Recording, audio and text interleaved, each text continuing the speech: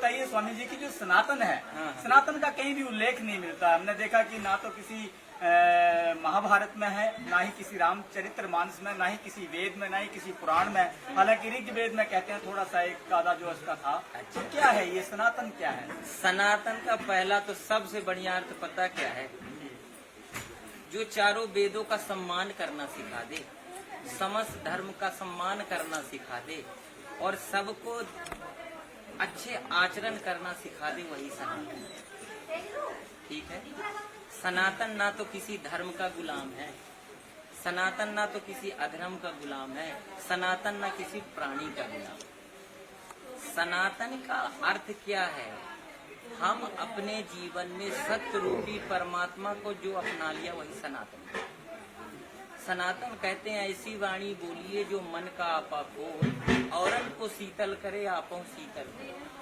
सनातन किसी धर्म का गुलाम या कि किसी ग्रंथ का या कि किसी मजहब का गुलाम नहीं। सनातन प्राणी, सनातन प्राणी है, ठीक है। और हर जगह इसका उल्लेख है। आप भी सनातन है, ये भी सनातन है, सब सनातन।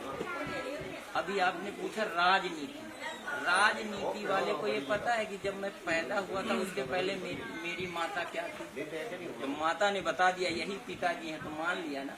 इसी प्रकार जो एक्सेप्ट कर ले तो फायदे में रहेगा, नहीं तो लड़के मरेगा। समझ गए? इसलिए सनातन किसी मजहब का गुलाम है। तो सनातन का मतलब ये है कि जो आजकल बहुत चला हुआ कि भाई हम सनातनी हैं, हम सनातन हैं, हम सनातन की रक्षा होनी है। हालांकि जब हम सनातन को खोजते हैं तो कुछ मिलता नहीं। क्या है ये? कुछ पता नहीं। अभी आपने कथा में सुना, हमने कथा में सुनाया कि दो सांप आपस में लड़ते हैं, ना तो हाथ है ना तो पैर है, जीव से लड़ते हैं। अब बाद में अपने अपने घर चले जाते हैं। तो ये जो धर्म के लिए लड़ रहे हैं, आज नहीं तो कल परमात्मा ने सुना। ठीक है। एक और हमने आपको बताया कि उसका कानून अटल है।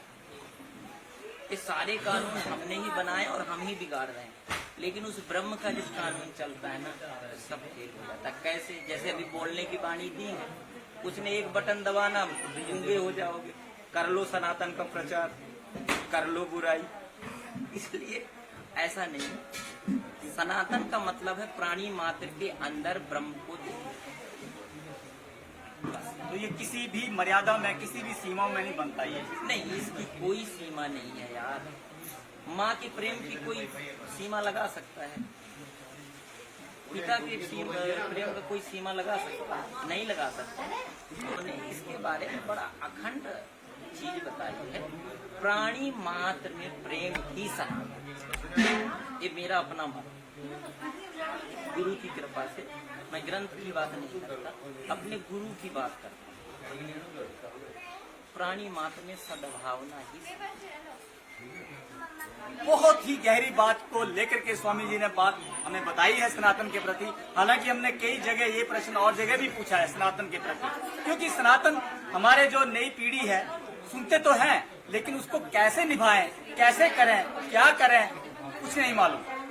तो कहीं ना कहीं जो स्वामी जी ने आज हमें बताया है कि जो प्राणी के अंदर एक प्रेम भावना है, सत्य भावना है, वही कहीं ना कहीं सनातन का रूप है। और ये होना एक और अब ये दरवेश पड़ा है, आपको दिख रहा है कि इसके अंदर ब्रह्म है? नहीं। और बाहरी दरवेश यहाँ आके लेट सकता है? नहीं। इसके अंदर कोई तो ब्रह्म रूपी आत्मा है जो पड़ी हुई है, नहीं तो आपको काट भी सकता था।